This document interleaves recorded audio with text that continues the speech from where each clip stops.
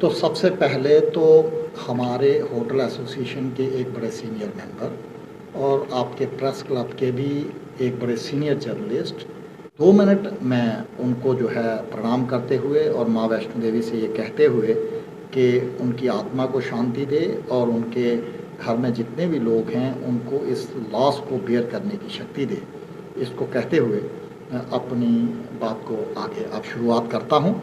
तो आज हमारा आप लोगों के साथ बैठने का जो है उसके पीछे 2-3 इश्यूज़ हैं। जैसे आपने पहला ये कहा कि लोगों के hotels, guest houses, travel agencies के रजिस्ट्रेशंस और इनकी रिन्यूअल कुछ एक लोगों को जो पिछली बार आप ही सब लोगों के साथ जो सहयोग के साथ टोल प्लाज़ा में जो सारा एक स्ट्रीमलाइन हो गया था सिस्टम, उसमें जो थोड़ा बहुत कोई कुछ एक लोगों को जो दिक्कतें आई, उस इशू को किस तरीके से हमने हैंडल किया। तो नेशनल हाईवे जो एक्सप्रेस हाईवे कटरा अमृतसर दिल्ली बन रहा है, जिसका हम स्वागत करते हैं, बहुत अच्छी चीज़ है, मगर वो जो यहाँ से सीधा ताराकोट जाके मिल रहा है और उससे कटरा को क्या क्या उसका अफेक्ट होगा, वो 3 और चौथा यात्रा को जैसे आप ही ने अभी जिक्र किया, वो हमारे उसमें नहीं था, मगर आपने जो जिक्र किया कि उसे किस तरीके से लोगों की कन्वीनियंस को जो है वो कम किया जा सके, जो आपने RFID को जो आपने इस इशू को उठाया, तो उसी से मुतल्लिक हम बात करेंगे, सुझाव देंगे एडमिनिस्ट्रेशन को। तो पहले हम शुरुआत करते हैं hotels, guest houses, travel agencies और इन वगैरह की रजिस्ट्रेशन के बारे में, और पर्टिकुलरली होटल्स, गेस्ट हाउसेस के रजिस्ट्रेशन के बारे में। तो मैं आपको बताऊं कि हुआ ये कि आज से 1-1.5 महीने 2 महीने पहले हमने सेक्रेटरी टूरिज़्म सैयद आबिद रशीद साहब के साथ एक मीटिंग की, जिसमें डायरेक्टर टूरिज़्म भी थे, असिस्टेंट डायरेक्टर टूरिज़्म भी थी, और हमने उन्हें कहा कि कटरा में और जो जितने भी होटल्स हैं उनकी रजिस्ट्रेशन के नाम इतने सख्त हो गए हैं, फायर लाओ, पोल्यूशन लाओ, ये करो, दुनिया भर की चीज़ें करो, जो बेसिक एक्ट में चीज़ें थी उससे वो हट गए हैं और चीज़ें ऐड होती गई। जैसे म्यूनसिपैलिटी ने कहा जनाब हमारे यूज़र चार्जेस भी दे दे, उन्होंने कहा इसे भी ऐड कर लो, उनका NOC भी ले आओ। किसी ने कहा जी हमारा कुछ ये नहीं हो रहा है, उन्होंने कहा उसका भी NOC ले आओ। तो होते होते ये हो रहा था कि टूरिज़्म की रजिस्ट्रेशन इम्पॉसिबल हो गई थी और कटरा में 95% होटल्स के पास रजिस्ट्रेशन नहीं थी। तो हमने कहा जी इसे सिंप्लीफाई करें। हमने कहा हर एक डिपार्टमेंट को अपनी पावर है और वो उससे अपना एक्शन लेने दो। फायर को आपसे ज़्यादा पावर है, पोल्यूशन को आपसे ज़्यादा पावर है, वो बंद भी कर सकते हैं। तो आप हर एक चीज़ में क्यों घुस रहे हैं? आप जैसे पहले होता था कि एक होटल गेस्ट हाउस को देखते थे, उसकी रजिस्ट्रेशन करते थे और उस तरीके से आगे वो चलता था। तो उन्होंने कहा कि हम इस सिलसिले को सिंप्लीफाई करेंगे और उन्होंने कहा कि इतनी देर तक किसी को तंग नहीं किया जाएगा। मगर हमने इसी के बीच में देखा कि कटरा में हमें भी पता नहीं लगा, लोगों ने हमें भी नहीं बताया, मगर एक झटके में जब हमें पता चला कि 300-400 होटल्स को नोटिस चले गए हैं, होटल्स गेस्ट हाउसेस को, और बहुत से ट्रैवल एजेंसीज होटल्स को फाइन हुए हैं इस मुद्दे पे।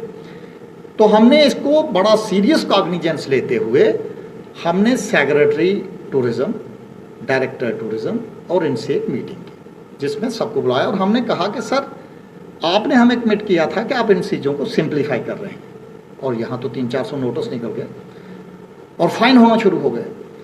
तो उसका एक अच्छी चीज़ ये है कि दे आर वेरी काइंड और उन्होंने नीचे डाउन द लाइन एक क्लियर मैसेज दे दिया कि आज के बाद एक तो पहले वो सिंप्लीफिकेशन वाला काम जो है वो बहुत जल्दी हो जाएगा। ये मैं आपको बताऊं कि उन्होंने कहा कि ये जल्दी हो जाएगा, मुझे लगता है विदिन 1-2 महीने में हो जाएगा, जिससे सबकी रजिस्ट्रेशन ईजिली हो सकेगी, जैसा उन्होंने हमें कहा है। दूसरे नंबर उन्होंने कहा कि इन द मीन टाइम हमारा मकसद आप लोगों को तंग करने का है और अगर कोई नीचे से निकले भी हैं तो वो गलत हैं। और उन्होंने कहा कि, और उनको भी सबको कहा कि भाई कोई नोटिस मत निकालें और एक डाउन दी लाइन एक कंसेंसस बना। और उसी के बाद, उस मीटिंग के बाद सेक्रेटरी टूरिज़्म ने डायरेक्टर टूरिज़्म को फिर कहा, ये परसों हमने मीटिंग की, उन्होंने कहा कल फिर इनके साथ मीटिंग लो। कल फिर हम गए, 3 घंटे की मीटिंग हुई हमारी, बड़ी हर एक चीज़ थ्रेडबेयर डिस्कशन हुई और एक चीज़ तो बड़ा क्लियर हो गया, उन्होंने हमें अश्योर किया कि अब कोई नोटिस नहीं निकलेगा particularly with regard to registration of hotels, guest houses and their renewals, नहीं निकलेगा। एक दूसरा नंबर उन्होंने कहा कि हम टूरिज्म पुलिस को भी कह देंगे कि वो किसी को फाइन ना करें। और आपके माध्यम से हम सबको कहना चाहते हैं कि कोई आदमी कहीं जाता है और वो कहता है जनाब फाइन दो, हमारे लोग एक झटके में पैसे निकालते हैं दे देते हैं, ऐसा मत करें। जब कोई अगर आपके पास अभी फाइन कर, क्योंकि ऊपर से लेकर नीचे तक डायरेक्शंस डाउन दी लाइन बिल्कुल क्लियर चली गई है। और उन्होंने ये भी कह दिया है कि हमने टूरिज्म पुलिस को कहा है कि अगर किसी को जाना हो तो वो पहले हमें बता के जाए ताकि उनको पता हो कि भाई ऊपर क्या डिसाइड हुआ है। मगर फिर भी कोई आता है तो आपके माध्यम से हमारे सारे गेस्ट हाउसेस होटल से रिक्वेस्ट है कि उनको उधर ही बैठाएं, हमारे नंबर ले लें। हमारे नंबर वीरेंद्र केसर जी का 9419161441, मेरा नंबर है 9419187400। इनका नंबर है हमारे, मैं आपको तो इंट्रोडक्शन करवाई दूँ, ये हमारे चेयरमैन हैं होटल एसोसिएशन के, ये सीनियर वाइस प्रेसिडेंट हैं, मैं प्रेसिडेंट हूँ होटल एसोसिएशन। तो मेरा नंबर है, इनका नंबर है 9419164298। ये झटके में फ़ोन करें, हम उधर आ जाएंगे, मगर फाइन मत दें। क्योंकि एक जब इन प्रिंसिपल बात हो गई है तो कोई भी आदमी फाइन टूरिज्म पुलिस को ना दे रजिस्ट्रेशन और रिन्यूअल के मतलब में। अब अगर कोई और कोई इरेगुलरिटी है, कोई कुछ है, कोई ओवर चार्जिंग का मसला है, कोई कुछ है, वो तो अलग बात है, मगर रजिस्ट्रेशन और रिन्यूअल में कोई वो ना दे। तो एक तो ये इशू है। दूसरा इशू आ गया बन टोल प्लाजा पे पासिस को लेकर। तो हुआ ये था कि आप लोगों के सहयोग से, आप लोगों के साथ से हमने इस मुद्दे को उठाया था और ये सारा मसला ठीक हो गया था। मगर उसी बीच में अभी एक नया कंसेशनरी आ गया, नया लाइसेंसी उधर आ गया और उसने फिर दोबारा कुछ एक लोगों के जिनके पास ऑनलाइन नहीं थे या कुछ थे तो उनको रिन्यूअल करना या उनको बंद करना शुरू कर दिया था। तो ये हमारे नॉलेज में आई बात। तो मैं अब सब लोगों को नॉलेज होना चाहिए कि पहले इनका प्रोजेक्ट डायरेक्टर जम्मू होता था, अभी नेशनल हाईवे के प्रोजेक्ट डायरेक्टर अनुज कुमार जी अब इधर उधमपुर को जाते हुए जो बाईपास है उधर वो बैठते हैं।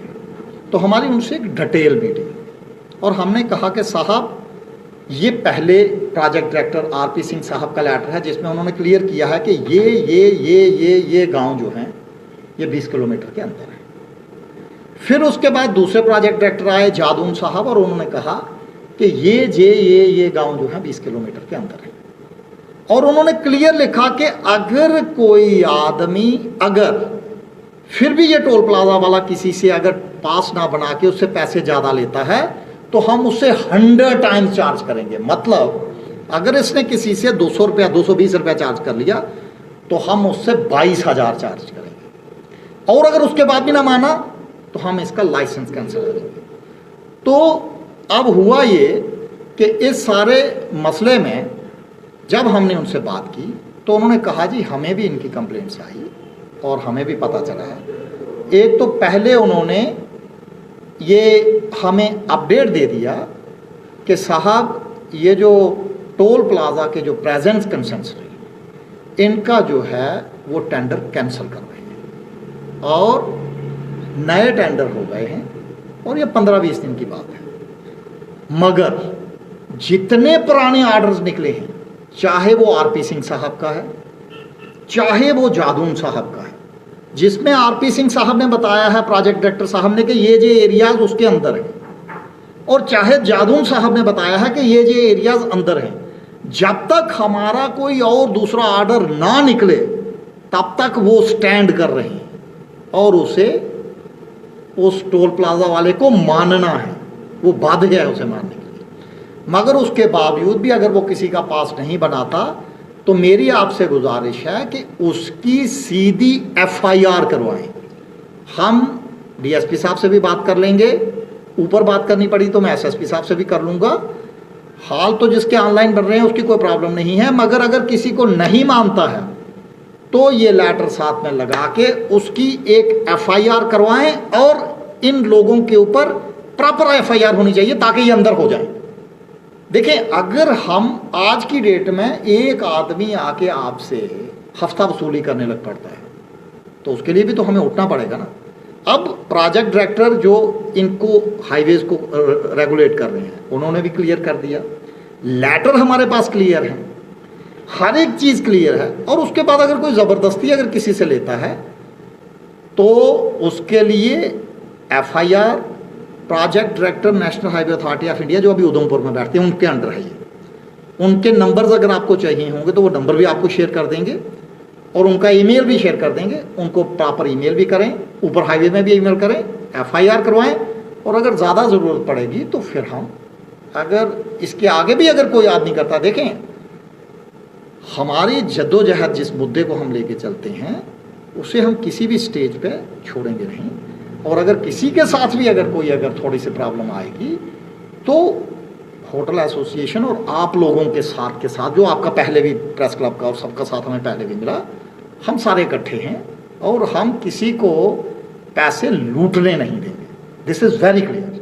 तो ये दूसरा मुद्दा है जिसके ऊपर हमने आपको एक बता दिया कि प्रोजेक्ट, और उस टोल प्लाजा वाले को भी सुना दिया, उसको भी मैसेज बनवा दिया कि अगर आपको कोई क्लैरिफिकेशन लेनी है तो भाई जी आप प्रोजेक्ट डायरेक्टर से बात कर रहे हैं जिसके अंडर आप आते हैं, मगर जब तक उनका कोई ऑर्डर या कोई लेटर उनको सुपरसीड करते हुए आप नहीं दिखाते हैं तो इतनी देर आप किसी से पैसे नहीं लेंगे। ये दूसरा इशू था।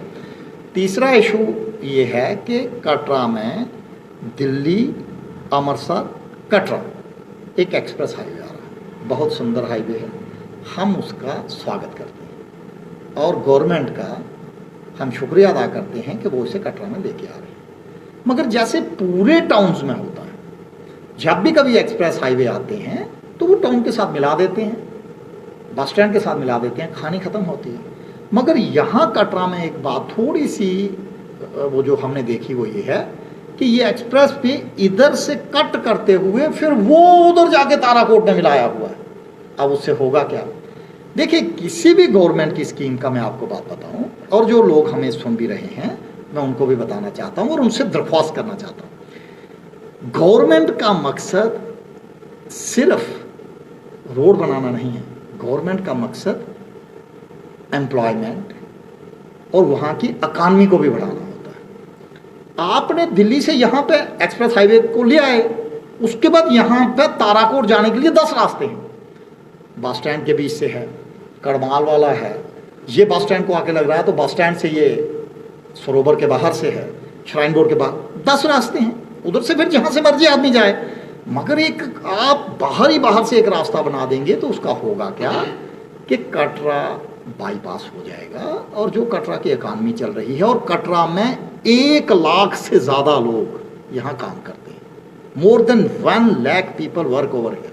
तो आप समझ सकते हैं कि उनके काम को फर्क पड़ेगा, इकॉनमी नीचे होगी। और सरकार तो इन्वेस्टमेंट ला रही है बाहर से कि जनाब इन्वेस्ट करो, इधर धड़ाधड़ इन्वेस्टमेंट हो रही है, तो उससे तो प्रोत्साहन देना चाहिए।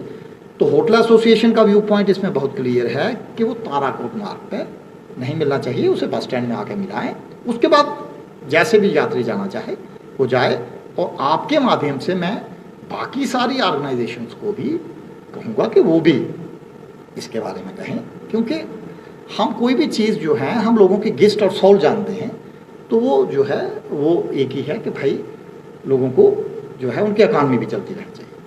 तीसरा एक मुद्दा जो अभी राकेश जी आपने उठाया, और वो मुद्दा जो था कि यात्री को परेशानी हो रही है।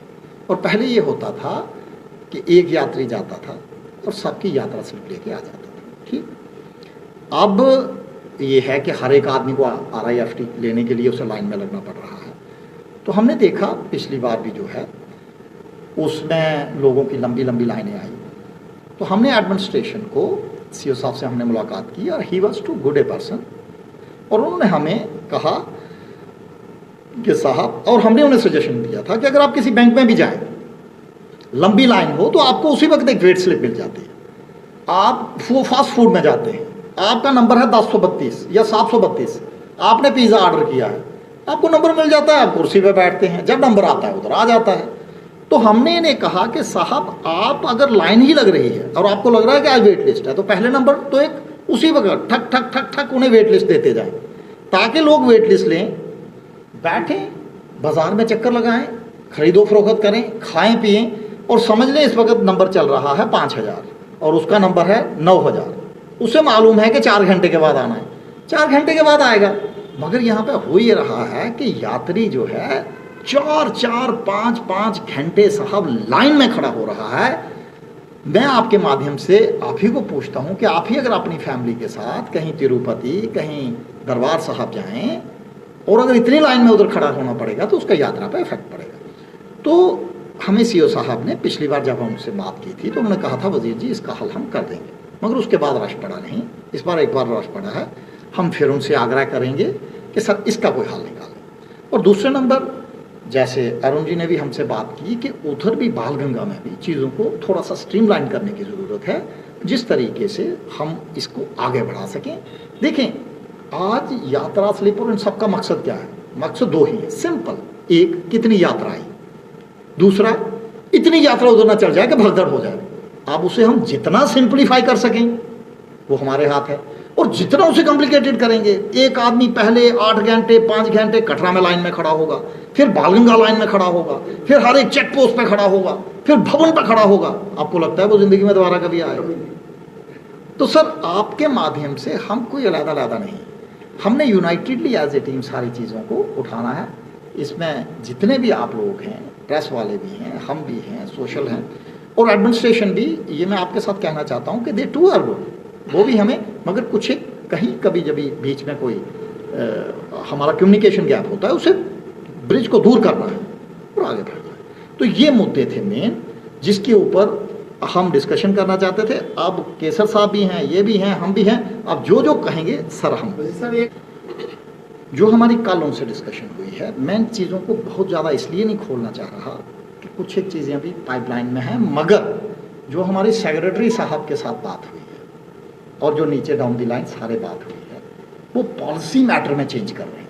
जो इधर चेकलिस्ट आ रही है उसी को चेंज कर रहे हैं, और जो टूरिज्म से रिलेटेड चीज़ें हैं, कमरा आपका ठीक होना चाहिए, रहने के काबिल होना चाहिए, और उससे बाकी चीज़ें जो जुड़ी हुई, जो पर्टिकुलरली पहले हमारे एक्ट में थी और जिसके साथ हमारे 50 साल तक होटल रजिस्टर होते रहे। हमारे कटरा में तो सबके होटल रजिस्टर हुए, कोई गेस्ट हाउस जाता था रजिस्टर हो जाता था, क्योंकि वो आते थे, देखते थे कमरा कैसा है, सब कुछ।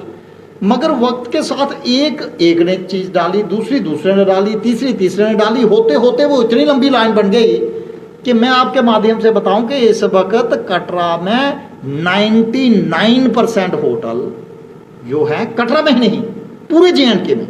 और मैंने सेक्रेटरी साहब से, मैंने और केसर साहब ने और वरिंदर केसर जी ने, उन्हें सिर्फ एक बात पूछी। मैंने कहा जी आपके अपने जो JKTDC है उसके भी 90% जो आपके होटल और गेस्ट हाउसेस हैं उनकी रजिस्ट्रेशन इस वक्त नहीं है।